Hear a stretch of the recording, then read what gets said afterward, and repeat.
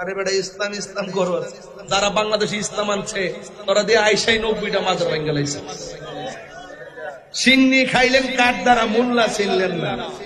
এই দেশে ইসলাম পালেন কার উসিলা, ইসলাম চিনলেন না। একটা নিন্দাও তো জানাইতে দেখলাম না। আমাদেরকে শিরিক শিরিক কয়, মুশরিক মুশরিক কয়, মাজার পূজারি কয়। এই দেশ থেকে শিরিক তুলতে হবে। তোমরা জানো না আমরা ওলি আল্লাহর মাজারে গিয়ে আমরা শিরিক করি না।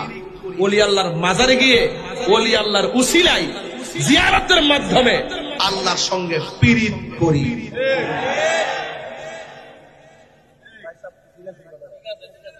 কথা ঠিক আছে? শিরিক করি না, পীড়িত করি। পীড়িত মানে কি? দাঁড়াগো পীড়িত মানে কি? পীড়িত মানে কি? ওরা শিরিকও বুঝে না, পীড়িতও বুঝে না। প্রাণ দয়াল রে, কি বলবো, আমার স্টেজ ওঠার পরে একজন কানের কাছে মুখটা লাগায় বলছে এটা গাইবার লাগে, না গেলে তো লোকটা কষ্ট পাবে। এক লোককে যদি বদদোয়া দেয় জীবন শেষ হয়ে যাবে। কথা বলে ঠিক কিনা? প্রাণ দয়াল রে,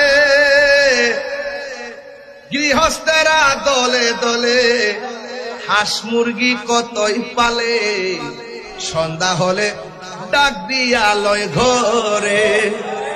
যার যত পালিত ছিল সকল রে তো ঘরে নিল, আমি একা রইলাম অন্ধকারে। প্রাণ দয়াল রে, সন্ধ্যা হইল ডাকি দিনে না মরে। সুবহানাল্লাহ কইতেন না?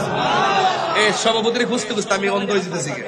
ডাইনে চাইলাম, বামে তাকাইলাম, দিয়ে যে শুরু করলাম সভাপতির দেখা, মাঝখানটা দেখি নাই। যাক, আসার পরে একটু আরাম করে বসেন। প্রাণ দয়াল রে,